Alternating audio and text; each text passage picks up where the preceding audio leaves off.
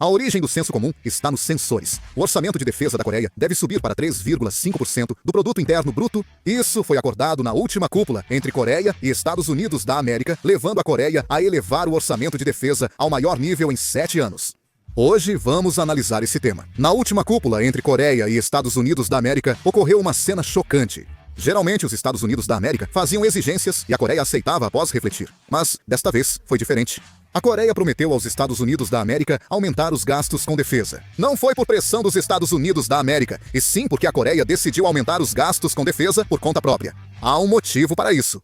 Os Estados Unidos da América já fizeram os países da OTAN aceitarem a regra de gastar 5% do produto interno bruto, não apenas com equipamentos militares.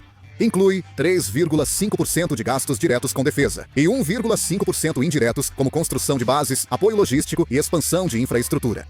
Ou seja, não se trata apenas do dinheiro para comprar tanques e caças, mas sim de incluir tudo, o terreno e as instalações necessárias para manter e posicionar essas armas, totalizando cerca de 5% do orçamento de defesa. Mas dizem que isso será aplicado exatamente da mesma forma na Coreia também.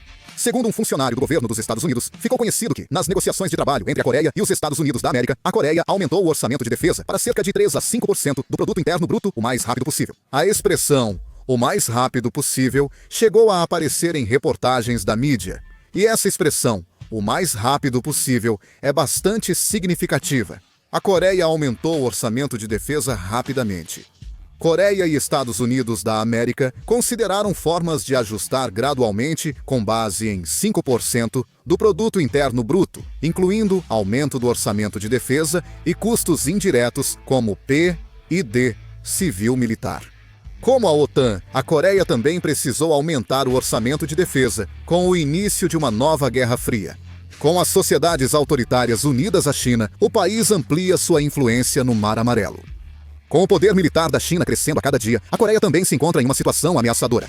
Com a pressão por melhores condições aos soldados, surgiram pedidos de aumento no orçamento de defesa.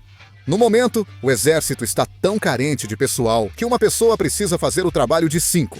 Precisamos aumentar o número de soldados. Vamos analisar a situação atual do exército? Em 2019, o efetivo militar era de 560 mil. Em julho de 2025, é 450 mil. Perdemos 110 mil soldados em 6 anos. Isso é grave, porque hoje precisamos de 500 mil para enfrentar o exército norte-coreano. Alguns afirmam que ter menos soldados não importa, pois o poder militar convencional da Coreia do Norte é fraco. Mesmo com tecnologia avançada, ainda precisamos de tropas. O exército chinês pode intervir a qualquer momento. No entanto, o número mínimo de soldados necessários é de 500 mil, mas esse número já entrou em colapso há muito tempo. E agora já chegamos a uma era em que faltam 50 mil soldados. Uma parte significativa dessas tropas é do exército. Até 2019, o exército tinha 300 mil soldados, mas atualmente são apenas 200 mil. Ou seja, houve uma redução de quase 100 mil soldados. Devido à redução do efetivo, o número de unidades de regimento ou superiores caiu de 59 em 2006 para 42 atualmente. 17 unidades foram dissolvidas ou integradas. Em novembro de 2025, a 28ª Divisão de Infantaria, Taipung, será dissolvida. O problema dos oficiais subalternos é especialmente grave. Como todos que serviram no exército sabem, os oficiais subalternos são realmente a espinha dorsal das Forças Armadas. Mas, agora, essa espinha dorsal está prestes a se romper completamente. O número de oficiais pedindo dispensa antecipada cresce a cada ano. 1.351 em 2021, 1.694 em 2022, 2.212 em 2023 e 2.723 em 2024. 2025 ainda nem acabou e já há 2.869 pedidos registrados. Em especial, dos 2.869 pedidos de dispensa antecipada em 2025, cerca de 2.460, o que corresponde a aproximadamente 86%, eram de suboficiais e oficiais subalternos. Está se agravando o fenômeno de evasão militar entre os oficiais subalternos e intermediários, que comandam as tropas principais das unidades de campo e são responsáveis pela operação das unidades. O número de oficiais militares de licença também cresce muito. No primeiro semestre de 2021, eram 1.846 oficiais sem licença. Em 2025, o número subiu para 3.884. Isso vira um ciclo vicioso. Quanto mais oficiais entram em licença, maior a carga para os demais. Já sofremos com o excesso de trabalho pela falta de pessoal, e isso só piora. Por isso, parece urgente tomar providências. O governo planeja aumentar o orçamento de defesa para melhorar as condições dos soldados. Com a cúpula entre Coreia do Sul e Estados Unidos, o país conquistou benefícios práticos. Desta vez, o aumento do orçamento de defesa deve focar na melhoria do bem-estar dos soldados. O governo aumentará imediatamente o salário dos oficiais subalternos em até 6%. Expandiram o programa de poupança para o futuro, que apoia militares de carreira com 1.080.000 won em 3 anos, 300.000 won mensais. Além disso, dizem que vão expandir o pagamento de bônus e incentivos para Reserve Officers Training Corps e sargentos recrutados do setor civil. E também, o valor pago pelo serviço de plantão durante a semana vai aumentar de 20.000 para 30.000 won, e nos finais de semana vai subir de 40.000 para 60.000 won. O custo da alimentação subirá 1.000 won. O programa de cooperação autônoma dobrará e a compra de armamentos deve continuar. O apoio ao desenvolvimento e produção do caça KF-21 Boramai aumentará de 1,3 para 2,4 trilhões de won. Serão investidos 63,6 bilhões de won no caça stealth de próxima geração e 41,8 bilhões em armamentos avançados, priorizando drones e robôs. O governo afirmou que é possível ajustar o orçamento de defesa para 3,5% do produto interno bruto. O governo definiu o orçamento de defesa para 2026 em 66 trilhões e 2,947 bilhões de won em 29 de agosto. Isso equivale a um aumento de 8,2% sobre o orçamento de defesa de 2025 de 61 trilhões e 2.469 bilhões de won. O valor é alto. Em 2008, o aumento foi de 8,7%, o maior na defesa. Agora é o segundo maior crescimento do orçamento. Se aprovado pelo Congresso, o orçamento de defesa deve subir para 2,42% do produto interno bruto, cerca de 0,1 ponto percentual a mais que em 2025. O governo planeja elevar o orçamento de defesa para 84 trilhões e 7,073 bilhões de won até 2029, atingindo 3 trilhões.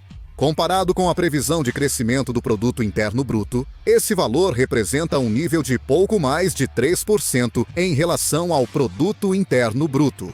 O mais interessante é que, desde 1990, o orçamento de defesa da Coreia nunca ultrapassou 3% do produto interno bruto. Mas agora há previsões de que em breve ultrapassará 3%, o que mostra o quão instável está a situação mundial. Como o acordo foi feito entre os presidentes da Coreia e Estados Unidos da América, tivemos que atender parcialmente às exigências americanas. Primeiro, parece que teremos que comprar uma certa quantidade de armas dos Estados Unidos. Espera-se que sejam adquiridos ativos de reconhecimento, vigilância e outros equipamentos. E dentro das Forças Armadas, as armas consideradas incluem helicópteros de ataque Apache, aviões de reabastecimento aéreo, aeronaves de alerta e controle, além de aeronaves para missões especiais. O interessante é que há expectativas de que as discussões sobre a introdução de armas avançadas, que os Estados Unidos não vendiam até agora, possam se intensificar. Depois disso, o governo também parece ter como objetivo revisar o acordo de energia nuclear entre a Coreia do Sul e os Estados Unidos. O governo afirmou que, em relação às discussões sobre a revisão do acordo de energia nuclear entre a Coreia do Sul e os Estados Unidos, está negociando com os Estados Unidos para garantir, tanto quanto possível, poderes semelhantes aos do Japão, especialmente nos aspectos de enriquecimento de urânio e reprocessamento, para que possamos ter mais margem de manobra. Pelo acordo, até 2035, a Coreia só pode enriquecer urânio abaixo de 20%, com o consentimento dos Estados Unidos da América. O reprocessamento do combustível nuclear usado é proibido por temores de que a Coreia produza armas nucleares. Por isso, muitos especialistas já defendiam a revisão do acordo nuclear entre Coreia e Estados Unidos. Há opiniões defendendo revisar o acordo para permitir enriquecimento de urânio até 20% e reprocessamento de combustível nuclear usado sem consentimento dos Estados Unidos da América, como faz o Japão. Por isso, parece que estão tentando revisar esse acordo. Se o acordo nuclear entre Coreia do Sul e Estados Unidos da América permitir reprocessar combustível usado e enriquecer urânio abaixo de 20%, então, nós teremos a capacidade de desenvolver armas nucleares muito rapidamente em caso de emergência. A diferença entre ter isso ou não é bastante grande. Acredito que o acordo deve ser revisado adequadamente, mas o aumento do orçamento de defesa não é só questão interna da Coreia do Sul. É importante ressaltar que isso está profundamente ligado à situação internacional. Isso também significa que a guerra por recursos alimentares se intensificou bastante. Primeiro, vamos olhar para o Japão. O Japão já declarou em 2022 que vai aumentar o orçamento de defesa para mais de 2% do produto interno bruto. Este é o maior aumento militar desde a Segunda Guerra Mundial. Não é só aumentar números, mas também adquirir capacidades ofensivas, como posicionar mísseis de longo alcance.